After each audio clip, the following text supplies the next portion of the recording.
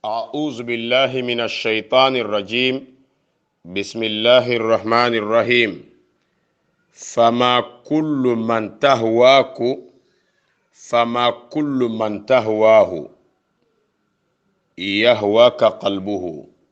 سرين شوفي أنغا قانونو أكمان چوندو من قاغان قانونو كوكوندو تجي كومو قبل سويني دامباتي رقي نياني مسوندو من پيدي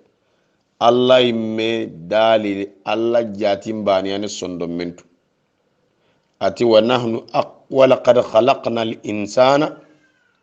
oda adamare mettaka wa na'lamu ma tuwaswisu bihi nafsuhu o kuantu intati kebe oy fontu onantu intate oy fontu kebe ga wisi wasana mullinci meɓe ɗo mullindiga meɗo dagana lebe ga buttenda sondo me kiantu wa nahnu aqrabu ilayhi min hablil waridi o kuwantintontey gelli mini kacce jiwuti kacce warada jimmagu ñani falamma birebe walamma bire kebe musa warada ma a madiyana gari madiyana jillake waridu fa arsalu waridahum idi jiwta nan kai lagiya makkota soronga dangini jahannaba kamma ko ponge angutu ponge duna fange nyane aga ko ponge anga dangina kam alla dali nanti wa in minkum tege kome sunta gelligai illa wariduha magari jahannaba ponge ke kutu ko jikuti mo odo tunnanti warada khote jinyani wa nahnu aqrabu ilayhi min hablil waridi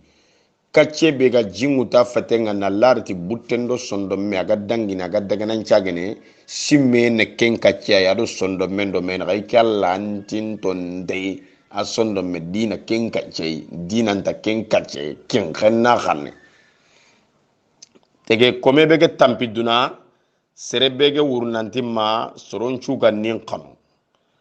khanu ngillalay duna sunan kanu wanna saragati popularité a gillalay wuruyente kinnanga bonondindente kinnanga awa allahu taala yimiani ana sababun killu nya bagandini ni koyangangni batu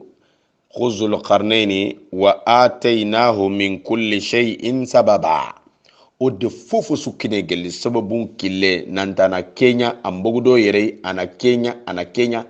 har golle nyanga ne kayna dingana kiyanya kinya fa nyana sababu aga fini kusirondini zul qarnayn matagude fa atba sababa aga giri fa taqibu nyan alla gere kine aga matagu ada sababu ke botu iyo fama kullu man seren chufe tahwahu yahwaka qalbuhu anke nga khanunu akenchondo menga khanunu nanguru nanti na kenya soron nati ke wala soron chunin to sirenko no soron nyimela wan kanu lenki kumbene na nyan konno ngaki yogo wan konini lenkiya antelinga danga kumbene alla na kamankanda na killi kullen ko yanga ke bana tongu nguri dina seregani limana ganke seregani tongu seregani ana sagedo falle anta darono anta qoron iyo wala kullu man serenchu khafe safaitahu laka qad safa angade qurandi nanchondo men qurandada na tetundada nga kengi sondo men qurandi na tetu anda safa qurenyan alla dali nanti min asalin gelli yage musaffa akhulle alla bante yagi sagado awa yagi buda gantano akhullu labante safa مقام أبو زيد تي فرحم الله امرأً الله النسري صفا أكمانغدي صندو من قرآن دي نالابني كتلا قبل مسعاه إلى صفا كتاكا كيني صفا جدي أغتله يالا دا أني صندو من قرآن دي نالابني كتلا إفنا يوم خانوي أجيلا لاي تيجي كوبون قاسو غنا كفي نانقانو أنا تنانتان في كتا دي iyo fi gadan kita bawno naso manne kama nabillahi musa alla dali nanti wa alqaitu alayka mahabbatan minni ikyalla de kanwe ji jogan kamma agiri gelle ikyalla ida kanwe jogan kamma antin go ji igada mbattenga soronga wurnu dang fir'auna begeni khonne gellanga tugunna ko agadan cagara ama fobre nyanga ngada ngara nan qoronde soro ke fiti mi gadan kare ambugu nan daga madiyana kundan kanunan mutu golle na yagare kinanga anca gandi kyalla da faran nan ka kinanga ando fir'auna tunganyigu horenya ni anda ga genneme godobanin tam matte pusire mentan danga kha ande ni anda fanka tallarnye bire ken kundunya nabillahi yusufu anan tampien kita tanagate sine aga yolli yolli ado girnan kenne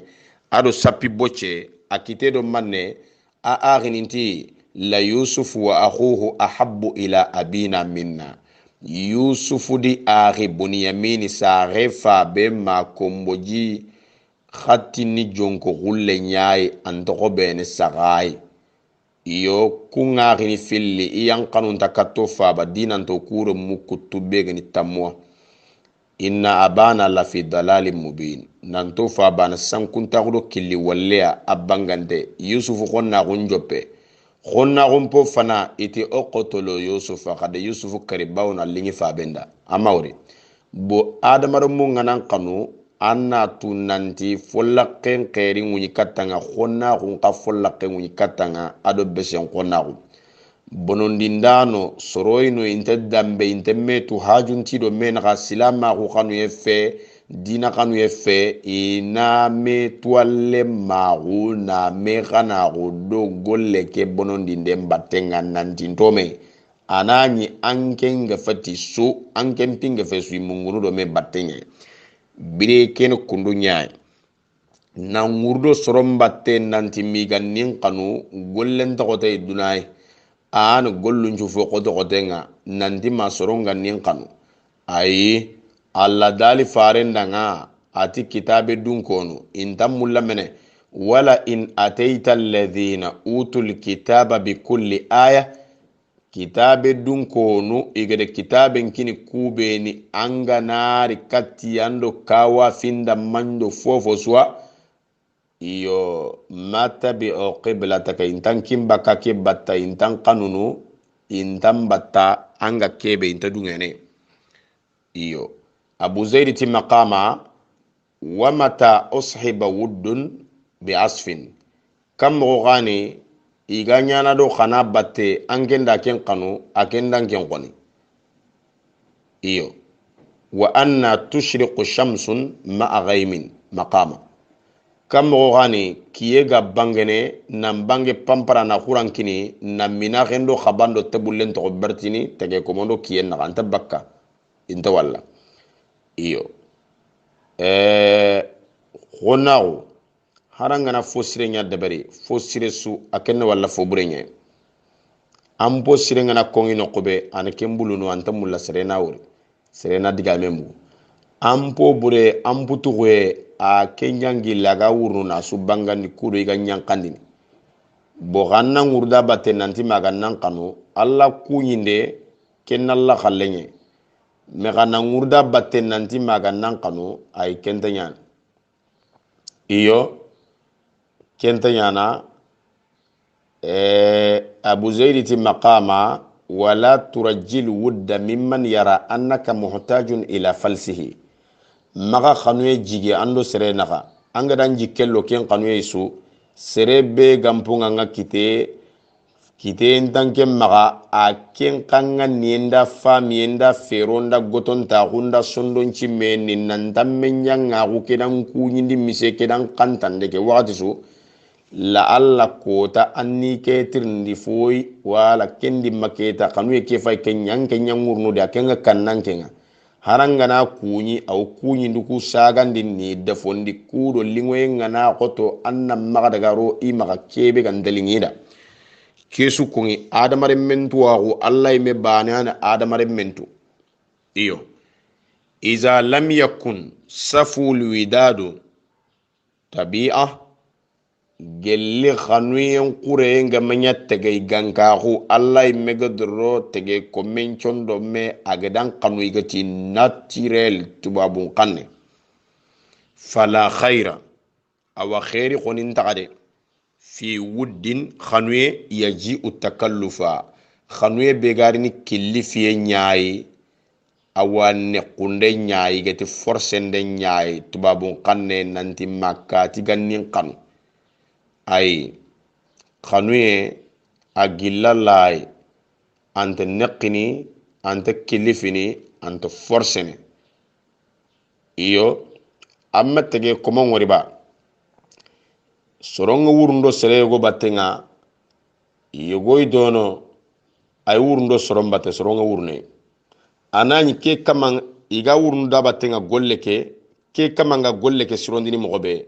ke bane ma nyago kundu magare ke khanu yello soronga iga wurundo da batte kiyendo wuro kengi lalay hadithul qudusiyyu qala rasulullah sallallahu alayhi wasallam qala allah ta'ala Allah khifarin jabi kisiru ne maga kamma nanta Allah ta'ala dali nanti inna Allah nanta Allah ta'ala idha ahabba abdan agana tege kome khanu da'a jibrila ana jibrilu qri malaika nu qise iyo bawna la dalati mutta'in jibrilu batifu ani malaika nu nga nyamari khanne mbatta thamma amin sage dundenge nyaan Allah na dala nati inni uhibbu fulanan nge kati fulani mulla iyo jibrilu anna khanu jibrilu na kaman khanu kembre jibrilu na krinde kamun kutenga malaika nun nan tallare kati khanu khana khanu ina khanu yenyan kande nyinyen kamma akanu yenyan kande nyinyen kamma tege komonna khanu hari ya khallemma kun khanu ya Allah ando warano anta forsene Allah dali nanti waja'ala bainakum mawaddatan Allah da kanwero kado mena ga yagallemo filli wa rahma ado hinne ada kenya fillo yegu ganka kunyen gelli kanwe ngana nyeme kado mena ga hinne qonina to do nonga kaga dalla dome kaga dere muncara meda gacce be ga kado mena ga kasar non do khattaare ado yegu ngacce kenna to do no iyo bire ken kundu nyaani Allah kanwe arna jidi odo menaka khonna ko be ga tege komondo menaka Allah an kata bakkano Allah ganna utuna bogno Allah dali nanti asallahu an yaj'ala bainakum wa bainal ladzina adaytum minhum mawadda ameidu jike maga Allah ta'ala ana khanwenya kado sorodo menaka kube ni kagere me goni ala irin kumbe na khanwenya no لغيما كوتا الله دالي ننتي ونزعنا ما في صدورهم من غل odo khonna gubbusu gelli sondo mu khonna gubege yino ghil son khoni nya abogo al aghlal wa ghalala khuzuhu ghadraga qiyama faghulluhu ghana gharu ghillundo gharunga ghiri tobane khonna khundo gharu ado sitie isuga khirti khotti bane amana tege komenga ni khonne ngori tege kome be walle ngante linganda besen qonna gundo qonna ko khore nganda naga anam pete kiya sitini amma salange angani kaccana na masala mogobe na lagamindi mogobe andigan kanden cikkiya angani soyini mogobe ancho en kafini meya am pete mbogumante ancitini ya kenya na lagere gri sitiye be ga sorondo menaga ina boguno kin kenna soni ko inati kati sara sitinte nyan iyo Qur'ane fami kiti sire harna nyongoda wi ado yonki sa harna tagoda harna Qur'ane fami harna kini wi harna wi don kisanya harna kisiro tangenya harna silamil menchu su tanga harno kisarna wi don kisakino assalamu alaikum wa rahmatullah